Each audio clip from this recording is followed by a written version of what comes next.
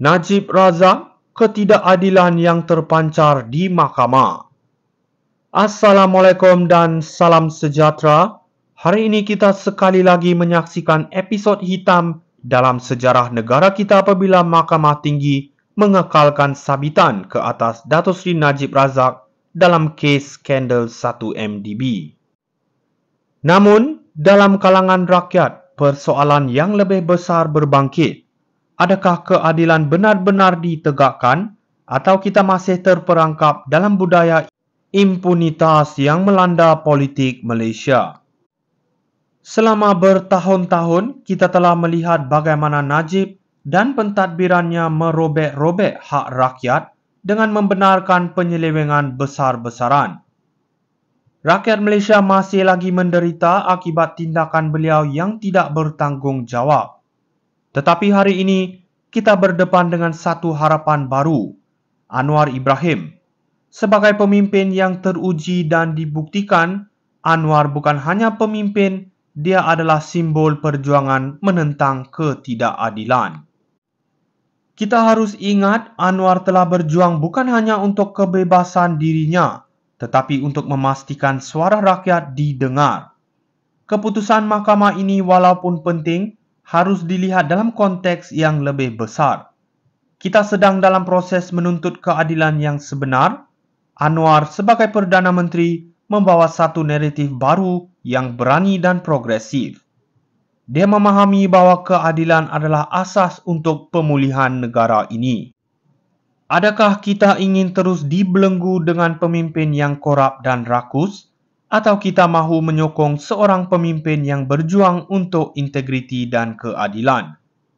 Anwar bukan hanya bercakap tentang reformasi, tetapi beliau berkomitmen untuk mengubah sistem yang telah lama rosak ini. Hari ini kita perlu bersatu sebagai rakyat Malaysia untuk memastikan bahawa tiada sesiapa yang berada di atas undang-undang. Ingatlah, perjuangan ini bukan hanya untuk satu individu, tetapi untuk semua rakyat Malaysia yang menginginkan keadilan dan ketelusan. Najib Razak, ketidakadilan yang terpancar di mahkamah. Assalamualaikum dan salam sejahtera. Hari ini kita sekali lagi menyaksikan episod hitam dalam sejarah negara kita apabila Mahkamah Tinggi mengekalkan sabitan ke atas Datuk Seri Najib Razak dalam kes skandal 1MDB. Namun, dalam kalangan rakyat, persoalan yang lebih besar berbangkit. Adakah keadilan benar-benar ditegakkan atau kita masih terperangkap dalam budaya impunitas yang melanda politik Malaysia? Selama bertahun-tahun, kita telah melihat bagaimana Najib dan pentadbirannya merobek-robek hak rakyat dengan membenarkan penyelewengan besar-besaran. Rakyat Malaysia masih lagi menderita akibat tindakan beliau yang tidak bertanggungjawab. Tetapi hari ini, kita berdepan dengan satu harapan baru, Anwar Ibrahim. Sebagai pemimpin yang teruji dan dibuktikan, Anwar bukan hanya pemimpin, dia adalah simbol perjuangan menentang ketidakadilan. Kita harus ingat Anwar telah berjuang bukan hanya untuk kebebasan dirinya, tetapi untuk memastikan suara rakyat didengar. Keputusan mahkamah ini walaupun penting, harus dilihat dalam konteks yang lebih besar.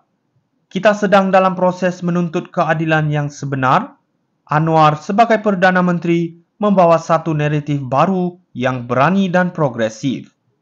Dia memahami bahawa keadilan adalah asas untuk pemulihan negara ini. Adakah kita ingin terus dibelenggu dengan pemimpin yang korup dan rakus? Atau kita mahu menyokong seorang pemimpin yang berjuang untuk integriti dan keadilan? Anwar bukan hanya bercakap tentang reformasi, tetapi beliau berkomitmen untuk mengubah sistem yang telah lama rosak ini. Hari ini kita perlu bersatu sebagai rakyat Malaysia untuk memastikan bahawa tiada sesiapa yang berada di atas undang-undang.